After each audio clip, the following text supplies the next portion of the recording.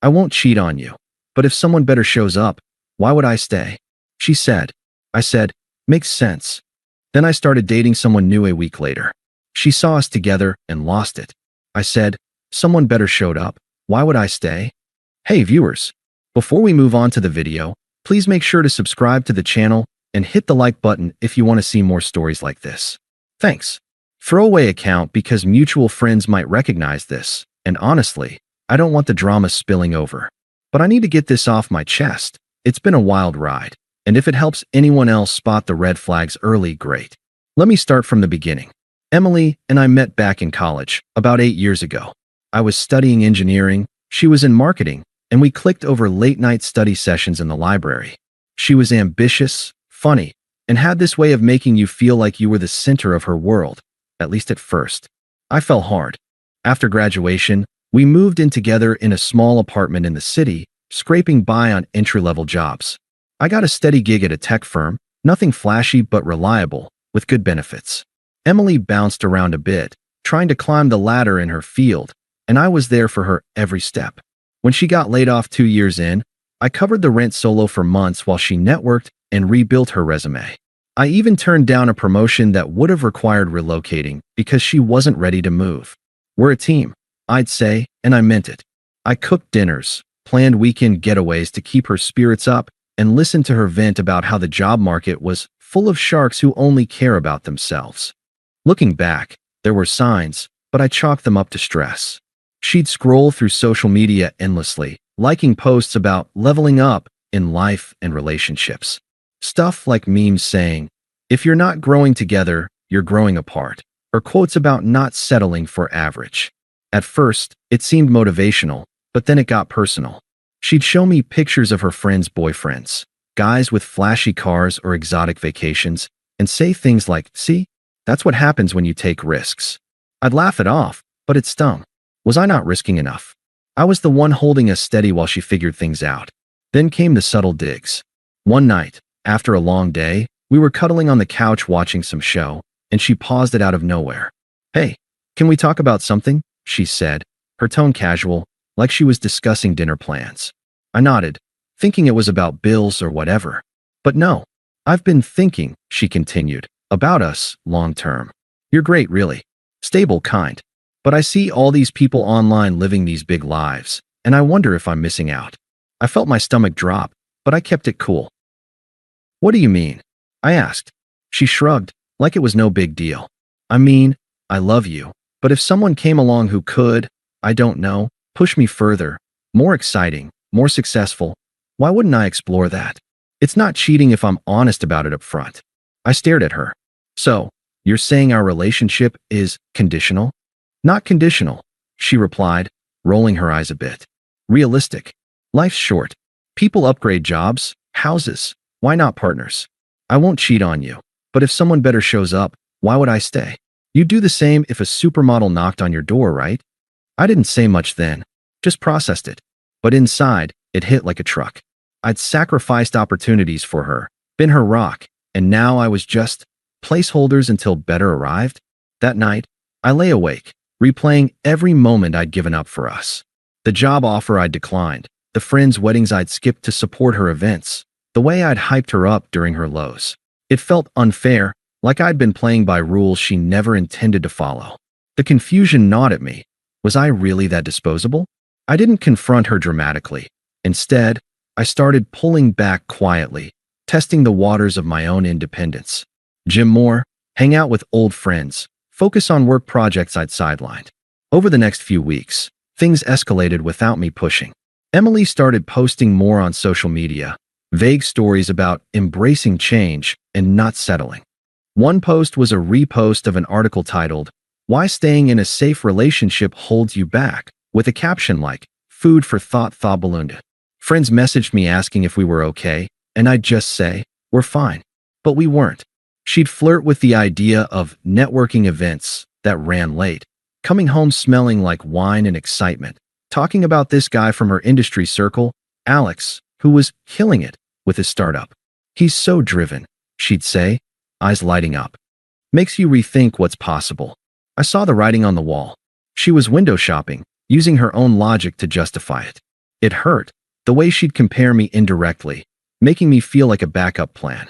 I'd given her stability, loyalty, the kind of commitment that lets someone chase dreams without fear. And in return, emotional abandonment, wrapped in realism. I spent those days in silence, not begging or arguing, just observing, letting the unfairness sink in. Why fight for someone who saw me as temporary? It was a quiet unraveling, and I let it breathe, giving myself time to grieve what I thought we had. Then came the breakup conversation. It was a Friday evening, about a month after her initial realistic talk. I'd come home from work, and she was already dressed up. Nice dress, makeup done, like she had plans. "We need to talk," she said, sitting me down at the kitchen table. Her tone was smug, almost rehearsed, like she'd practiced in the mirror.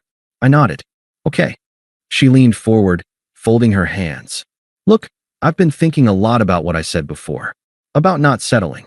And Alex asked me out. Properly. He's got this energy, this drive. It's what I need right now to level up my career. We're going to dinner tonight to see where it goes." I blinked, keeping my face neutral. "So, you're breaking up with me?" "Not breaking up exactly," she said, waving a hand dismissively. "Just exploring options. Like I said, I won't cheat. This is me being honest. If it doesn't work with him, we can talk. But honestly, you deserve someone who's content with this." She gestured around our modest apartment, like it was a prison. "Content with what? Stability? Loyalty?" I asked calmly, though inside it boiled. The hypocrisy of her using me as a safety net while preaching about upgrading. She sighed, like I was being difficult. "Come on, don't make this dramatic. It's logical. People evolve. I thought you'd understand. You're smart. Why stay if better's out there? It's not personal, it's practical. You'll find someone who matches your pace." Her words were twisted, full of justifications that made her sound enlightened, but really, it was just entitlement. Smug, like she was doing me a favor by being honest. No remorse, just this dismissive attitude, as if I'd been holding her back all along. "Anyway," she continued, checking her phone, "I packed a bag for the weekend. Give you space to process. We can figure out the lease later." I didn't beg, didn't yell, just looked at her and said, "Makes sense." She paused, eyebrow raised. "That's it. No fight. What would that change?" I replied evenly. "Your logic sound. Why stay if better shows up?" She smiled, almost relieved. "See? I knew you'd get it. You're mature like that." Then she grabbed her keys and left, heels clicking down the hall. The door shut, and I sat there in the silence. The confusion hit hardest then, the unfairness of it all. I'd been all in, undeservedly cast aside like yesterday's news. I let myself feel it that night. The sting of betrayal, the emotional discard. Poured a drink, scrolled through old photos, wondered where I'd gone wrong. But by morning, something shifted. Her words echoed. Why would I stay? If that was her rulebook, maybe it could be mine too. I didn't plot revenge. I just decided to apply her realism to my own life. Cleaned the apartment, hit the gym, called a buddy for drinks. No dramatic posts or calls to her family, just quiet detachment. Little did I know, that was the start of everything flipping. That weekend was rough, but transformative. Emily was off, exploring with Alex, and I had the apartment to myself. No calls from her, no check-ins, just radio silence, like she'd already mentally checked out. I could have spiraled, replaying her words over and over. Why would I stay if better shows up? It echoed in my head, twisting the knife. I'd been loyal to a fault, the guy who shows up no matter what. Remember that time her car broke down on a road trip? I drove 3 hours in the rain to pick her up, no questions asked. Or when she had that panic attack before a big presentation, I stayed up all night rehearsing with her, even though I had an early meeting. Those flashbacks hit hard, underscoring the unfairness.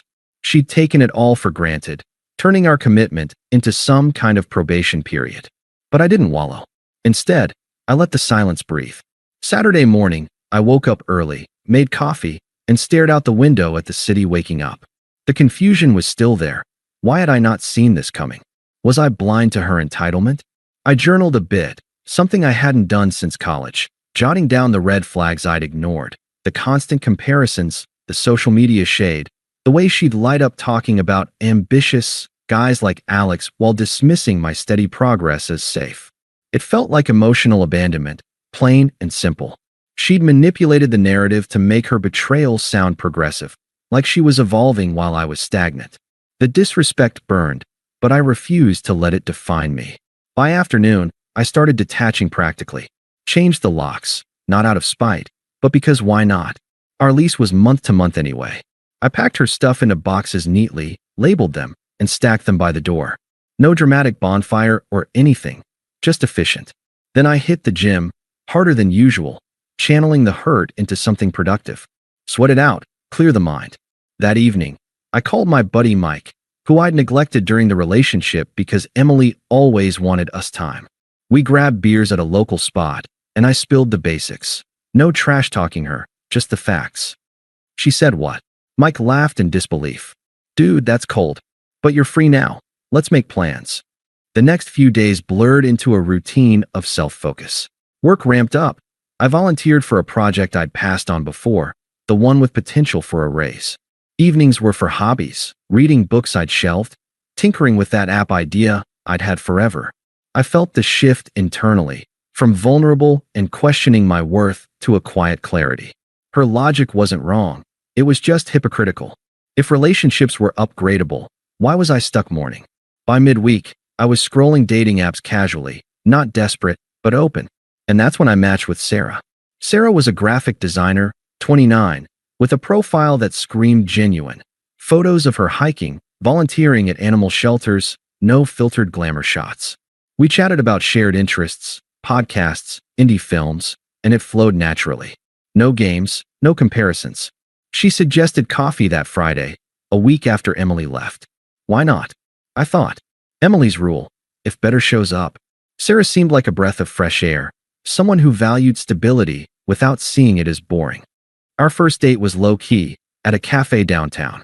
We talked for hours, about dreams, failures, what we wanted in life.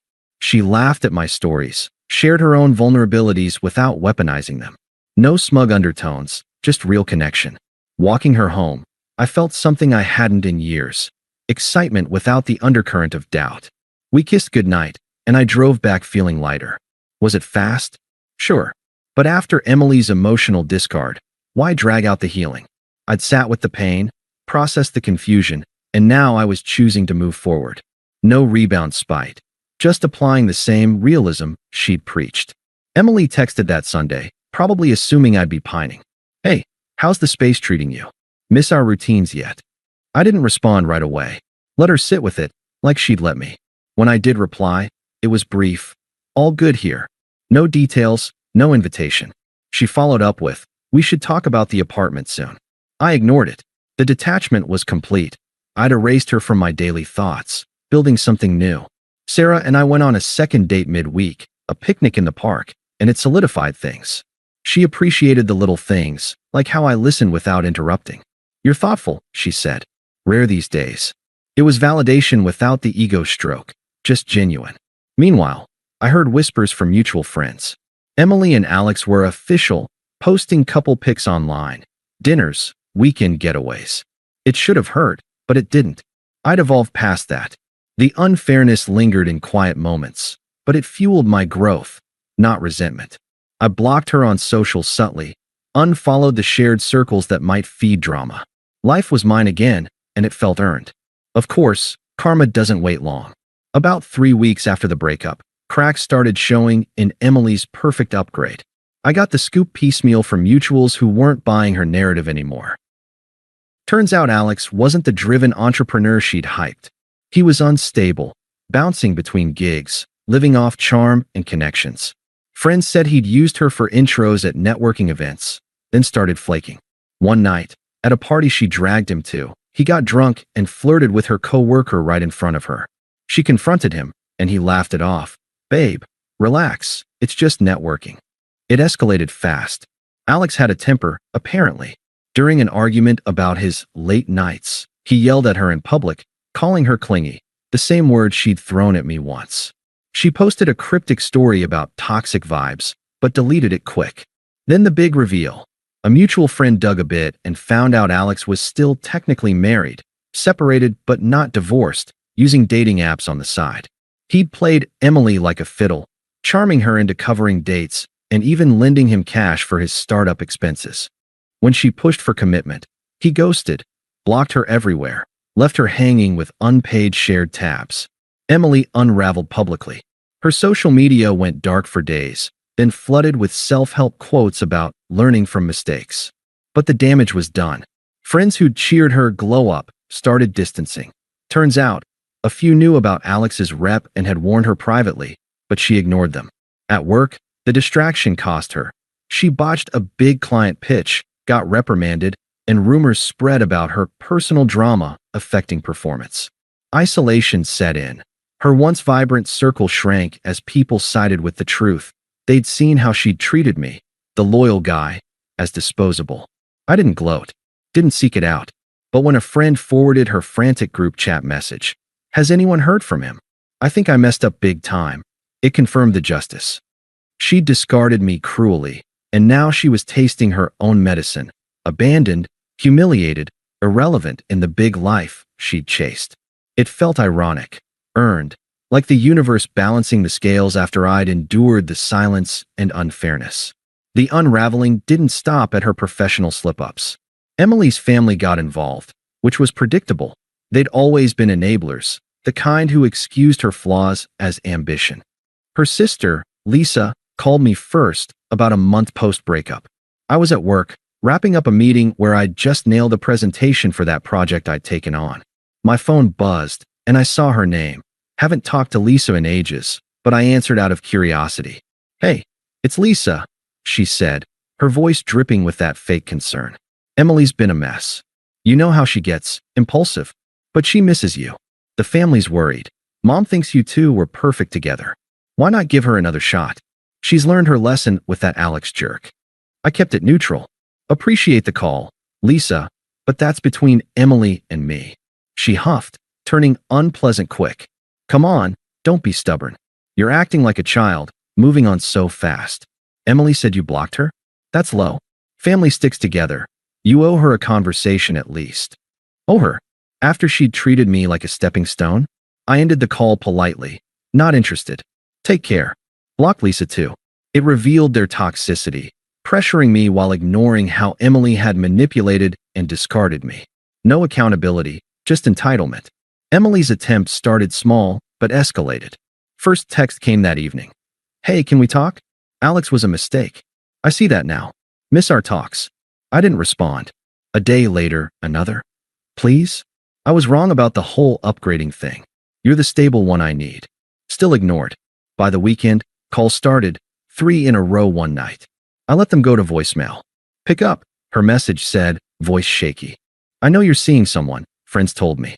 "But that's rebound stuff. We had real history. Let's meet for coffee." Desperation ramped up. She showed up at the apartment unannounced on a Tuesday evening, banging on the door.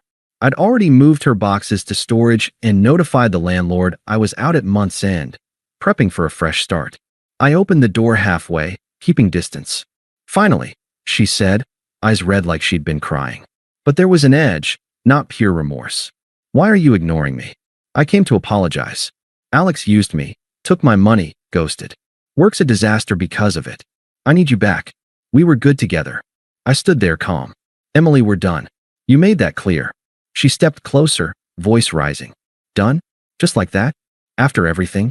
You're dating already? That's hypocritical. I was honest with you. Why can't you give me a chance to fix this?" Her hypocrisy shone through. The same twisted logic, now flipped when it didn't suit her. "Honest," I echoed mildly. "Like when you said relationships are upgradable?" She faltered, then got angry, true colors emerging. "Don't throw my words back. I was confused, okay? Stressed from work. But you, jumping to someone new in a week? That's spiteful. Friends think you're being petty, and my family agrees. Lisa said you're cold for blocking everyone." I didn't budge. "Your attempts aren't changing anything. Goodbye, Emily." Closed the door softly, no slam. She yelled through it. "You'll regret this. No one else will put up with your boring life." It was desperate, lashing out to regain power. I heard her storm off, and that was it for the night. Internally, it confirmed my growth. I felt nothing but pity for her mess, not sympathy. She'd become irrelevant, her drama a distant echo. The calls kept coming, increasingly frantic. Voicemails turned vicious. How dare you move on like I meant nothing? I see your posts. Happy with her? Fake. Come talk to me, or I'll show up at your work. I documented it all, just in case, but stayed detached. Her friends piled on via texts, toxic echoes like, give her a break, man. She's hurting. Blocked them one by one. The power reversal was clear. She'd been smug, dismissive. Now she was unraveling, begging while I built forward. It all culminated at our mutual friend Jake's birthday party, 2 months after the breakup. I debated going. Knew she might be there, but Sarah encouraged it. Show them you're good, she said. We arrived together, hand in hand. The venue was a rooftop bar downtown, string lights and music creating a vibe. I was in a sharp button-up, feeling confident from the promotion I'd just landed. Sarah looked stunning, laughing with my friends like she'd always been part of the circle. Emily spotted us from across the room. She approached, drink in hand, makeup flawless but eyes desperate. A few mutuals watched, sensing the tension. We need to talk, she said, ignoring Sarah at first. Privately. I shook my head calmly. Not necessary. She glanced at Sarah, then back to me, voice low but urgent. Who's she? Your rebound? Come on, this is ridiculous. I messed up with Alex. He was abusive, fake, drained my savings. I'm isolated now, friends bailing because of the drama. Even lost a client at work. But you're thriving? That's not fair. Let's restart. We can fix this. Her words revealed the shift. Power reversed. Her hypocrisy on display. She was pleading, exposing her desperation publicly. Sarah squeezed my hand, but I handled it. Emily, I said firmly, tone evolved. No anger, just finality. Remember what you said. I won't cheat, but if someone better shows up, why would I stay? She blinked, caught off guard. I didn't mean. I mirrored it back, calm and definitive. Someone better showed up. Why would I stay? The irony hung there. She saw Sarah, genuine, supportive, the upgrade in every way. Saw my new life. Promotion, new apartment on the horizon, happiness without her drama. Emily's face crumpled, but she lashed out one last time. You're cruel. Enjoy your better, while it lasts. She'll see the real you. I didn't engage. My growth doesn't include you anymore. You're irrelevant to my happiness now. Turned to Sarah. Let's grab a drink. We walked away, her protests fading into the crowd. Mutual friends nodded approvingly. A few even apologized later for defending her initially. The visual reversal was stark. Me thriving, her desperate, and alone in the same space where she'd once flaunted her upgrade. That was the end. Blocked her everywhere. No more contact. Last I heard through the grapevine, she's still spiraling, switched jobs, but the reputation followed. Me? Sarah and I are solid, planning a trip next month. I've built a life where betrayal's just a lesson, not a scar. If you're reading this and it sounds familiar, remember, their rules apply to you too. Walk away with dignity and watch the justice unfold. Thanks for watching. Make sure to subscribe to the channel and hit the like button. What do you think about this story? Share it in the comments.